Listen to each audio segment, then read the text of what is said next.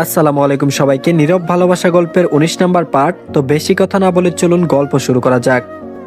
ক্লান্ত শরীরে বাড়ি ফিরল মেজবা। নানান চিন্তা ভাবনায় পুরো মাথা ব্যথায় টনটন করছে। আজও আরেকটি নিঃসঙ্গ রাত কাটাতে হবে এবং যে রাতে পাশ ফিরে এসে দেখতে পাবে না উল্লাসীর। এতটা অবুঝ কেন মেয়েটি? একটুখানি কম অবুঝ হলে কি এমন হতো? অস্থির মনে কলিং বেল চাপতে ভেতর থেকে দরজা খুলে দিল উল্লাসী। ফিসফিসিয়ে বলল, নানা এসেছেন। মেজবা বলল, কে এসেছে? উল্লাসী বলল, নানা। আপনার না, আমার নানা। কপাল কুঁচকে ফেললো মেজবা।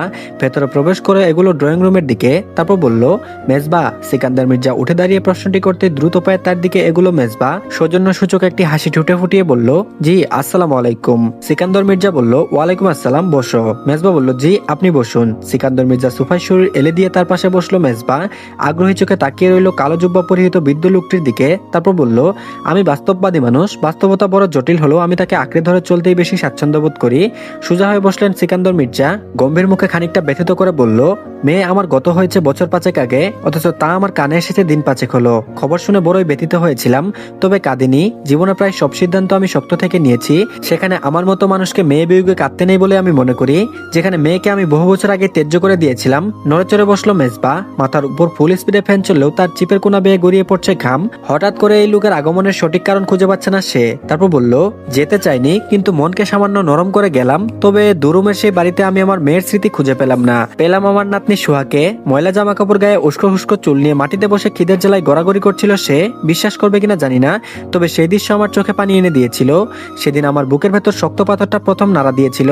তারপর আর কি, বদমাস দুটোর গালে দুটো চোর বসিয়ে নিয়ে এলাম আমার নাতনিকে আমার কাছে। মেজবা বলল, বদমাসটাকে? সিকান্দর মির্জা বলল, উল্লাসীর বাবা। বদমাসটাকে খুন করতে পারলে আমার মন শান্ত হতো। ছোট লোকের ঘরের ছোট লোক একটা। এবার থামলেন সিকান্দর মির্জা। লম্বা একটি নিঃশ্বাস ফেলে আবারও গম্ভীর মুখে বললেন, তোমার বাবার সাথে আমার কথা হয়েছে। বেশ সুবিধাবাদী একজন লোক তিনি, এবং চতুর। তবে তার একটি দিক ভালো লেগেছে আমার। ফ্রুজুরা কুচকে ফেললো মেজবা। লোকটির ভারী ভারী কথা ক্রমশ তার বুঝার বাইরে চলে যাচ্ছে। তারপর আবারও বলল, কদিন ধরে তোমার সম্পর্কে খোঁজ খবর নেওয়ার পর আমি পা দিয়েছি তোমার এখানে। আমি প্রথমেই বলেছিলাম আমি বাস্তববাদী একজন মানুষ। ন্যায় অন্যায় পর্যবেক্ষণের আগে আমি পর্যবেক্ষণ করি চারিপাশের পরিস্থিতি। তা তোমার কি কখনো অনুশোচনা বোধ হয়নি তুমি অল্প বয়সী এক মেয়েকে বিয়ে করে বাল্যবিবাহের মতো অপরাধ করেছো বলে?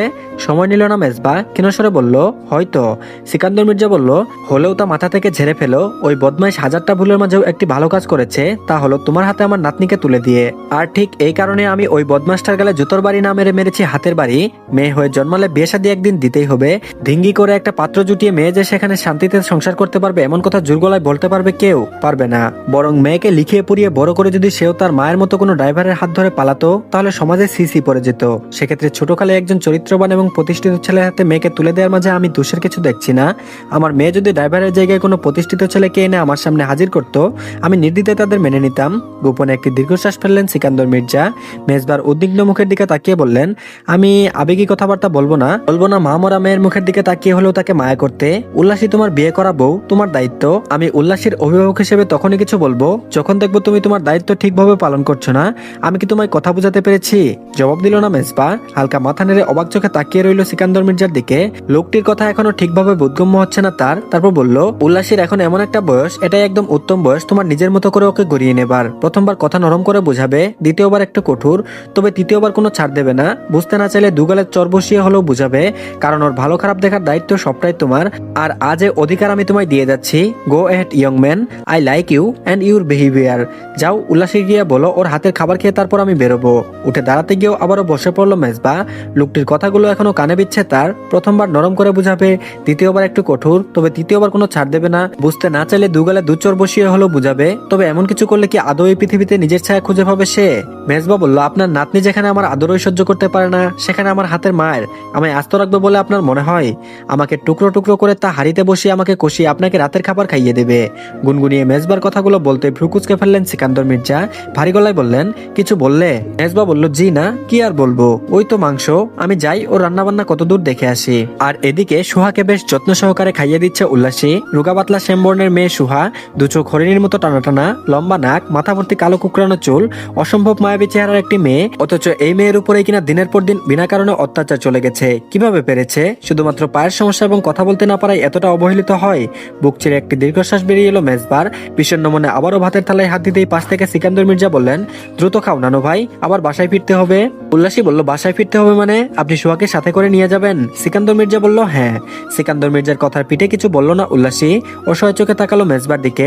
উল্লাসীর চাহনিতে বুকের ভেতরটা টিপ টিপ করে উঠল মেজবার। অনুরোধের গলায় সে সিকান্দর মির্জার উদ্দেশ্যে বলল, ও কিছুদিন থাকুক উল্লাসীর কাছে। সিকান্দর মির্জা বলল, কিন্তু কাল তো ওর ডক্টরের কাছে অ্যাপয়েন্টমেন্ট আছে। মেজবা বলল, আমি না হয় নিয়ে যাব। একদণ্ড ভেবে সিকান্দর মির্জা সোহার দিকে চেয়ে বলল, নানু ভাই তুমি এখানে থাকতে চাও? জবাব দিল না সোহা।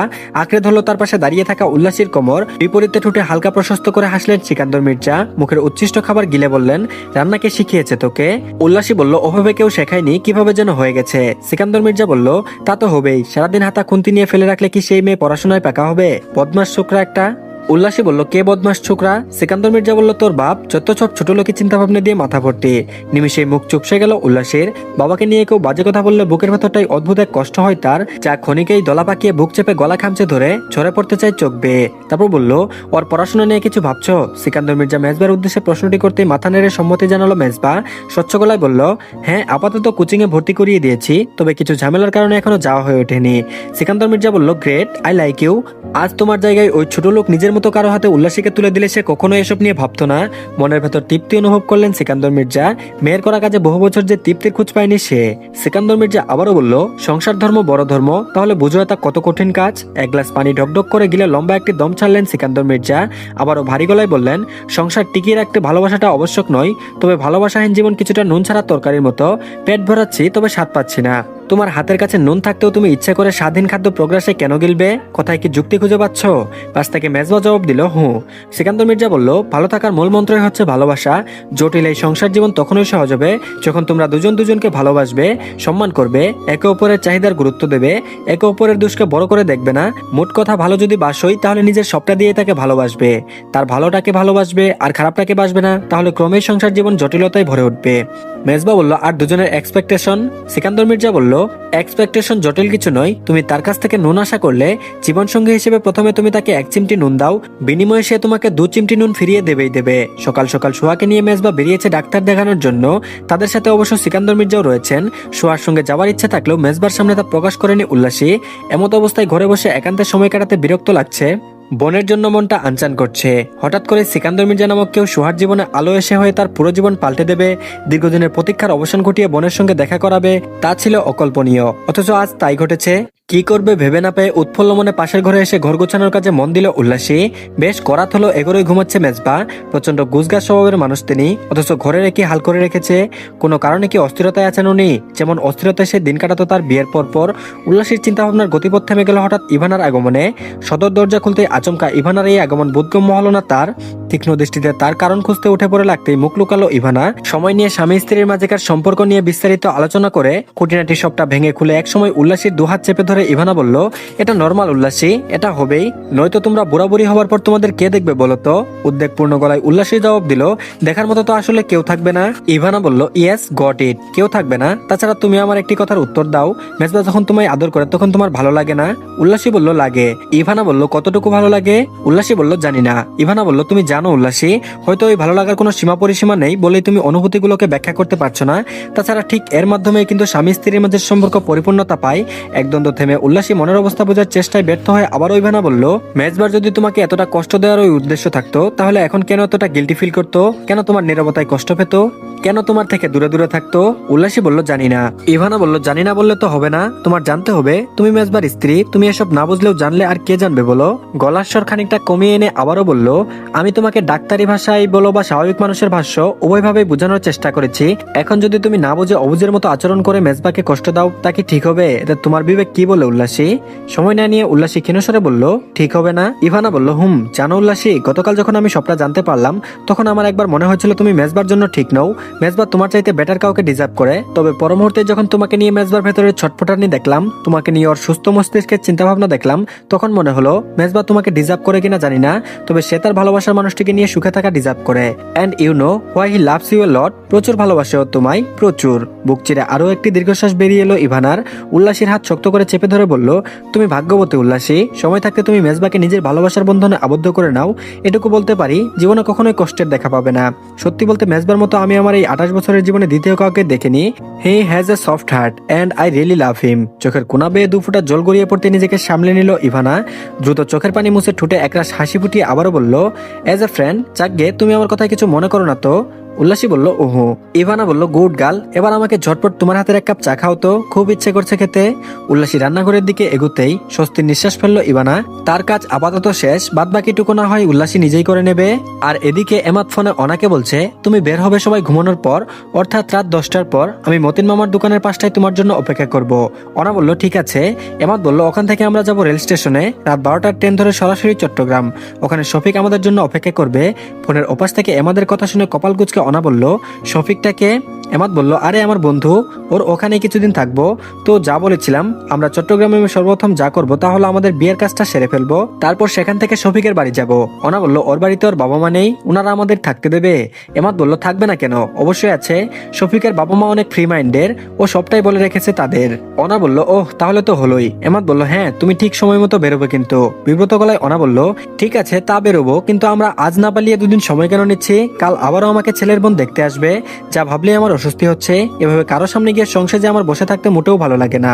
এমাদ বলল, বললেই তো হয় না না, একটা গুজগাছ আছে, তা কাল আবারও কেন দেখতে আসবে? ছেলে তো একবার এসে দেখেই গেছে, ছেলের পছন্দ হয়েছে, ব্যাস, কাহিনী খতম। এখানে আবার ছেলের 14 গোষ্ঠীর দেখার কি আছে? ওই হাদারামকে নিজে বিয়ে করবে নাকি 14 গোষ্ঠীকে দিয়ে বিয়ে করাবে? ফিক করে হেসে ফেললো না, চোখ মুখে একরাশ স্বস্তি ফুটিয়ে বলল, কার যেন বুকের ভেতরটা জ্বলে পুড়ে ছারখার হয়ে যাচ্ছে, ইস, পুরা পুরা গন্ধ পাচ্ছি। এমাদ বলল, হাসবে না শুধু শুধু, তোমার হাদারাম জামাইকে একবার সামনে পাই, মেরে 14 গোষ্ঠীর নাম ভুলিয়ে না দিয়েছি তো আমার নাম এমাদ নয়। অনা বলল, কচু, আচ্ছা এখন রাখছি, আম্মা ডাকছে, যাই খেয়ে আসি, তুমিও খেয়ে নিও। এমাদ বলল, যাও, আমার আর দুপুরে খাওয়া, মাত্র সকালে নাস্তা করলাম। আচ্ছা তুমি যাও। কল কেটে ফোন নির্দিষ্ট স্থানে লুকিয়ে রেখে ঘর ছেড়ে বেরিয়ে এলো অনা। দ্রুত খেয়ে একবার চৈতালির বাড়িতে যেতে হবে। চৈতালির লাল টকটকে একটি ব্লাউজ আছে, যা তার সবুজ শাড়ির সাথে বেশ খাটবে। আর এদিকে সোহাকে বাসায় রেখে মেজবা হাসপাতালে আসতে আসতে সকাল পেরিয়ে দুপুর হয়ে এলো। ক্লান্তিকর অবস্থায় চেম্বারে ঢুকে চেয়ারে নিজের শরীর এলিয়ে দিল মেজবা। 2 চোখ বুঝে ফেললো শরীরে কিছু দীর্ঘশ্বাস। বাসা থেকে উল্লাসীর হাতের 2 মুঠো ভাত খেয়ে সে দ্রুত বেরিয়ে পড়েছিল হাসপাতালের উদ্দেশ্যে, যা গাড়ির ঝাঁকুনি তুপে সবটাই হজম হয়ে পেটের ভেতরটায় আবারও ক্ষুধাই জানান দিচ্ছে। অস্থির লাগছে খুব, চারিপাশের মানুষের কোলাহল কানে এসে বিচ্ছে তার তীরের মতো। হঠাৎ নার্স এসে বলল, স্যার, ওয়ার্ড নাম্বার 3-এর 9 নাম্বার বেডের পেশেন্ট হঠাৎ করে মাথা ব্যথায় চিৎকার চেঁচামেচি করছে, একটু আসবেন?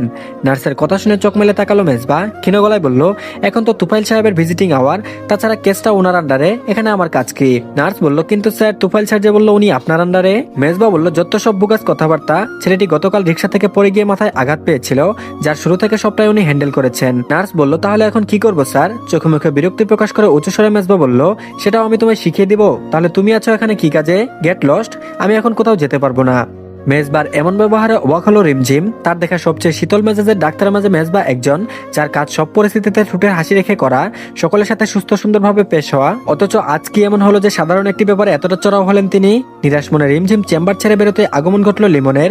চেয়ার টেনে মেজবার মুখোমুখি বসে সে কপাল কুঁচকে বলল, কি হয়েছে, এভাবে বেচারির উপর চিৎকার করছিলি কেন? মেজবা বলল, শালা সব জায়গায় পলিসি, রাস্কেল একটা।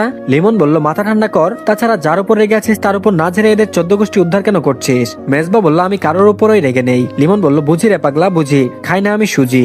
মেজবা বলল, তুই সুজি খাস? চোখ টিপলো লিমন, দুষ্টু হাসি রেখা ঠুটিয়ে ফুটিয়ে বলল, শুধু সুজি? আমি যা খাই তার বর্ণনা দিতে গেলে রাত পেরিয়ে সকাল হয়ে পড়বে। বিরক্ত মুখে মেজবা বলল, কেউ শুনতে চেয়েছে তোর কাছে?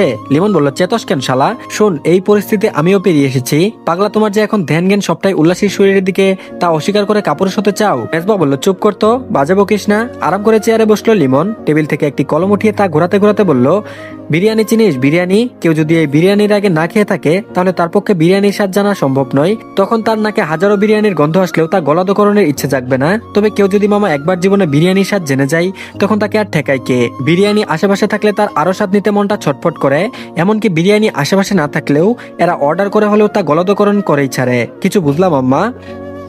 তো ধন্যবাদ সবাইকে, আজকের পার্টটি এই পর্যন্তই। আজকে শুক্রবার তারপরেও দিলাম, তো আশা করছি আপনারা সবাই চ্যানেলটিকে সাবস্ক্রাইব করে দিবেন। আর অবশ্যই পরবর্তী পার্টের জন্য ওয়েট করুন। আপলোড হলে অবশ্যই কমেন্ট বক্সে লিঙ্ক পেয়ে যাবেন। তো ধন্যবাদ সবাইকে, ভালো থাকবেন সবাই।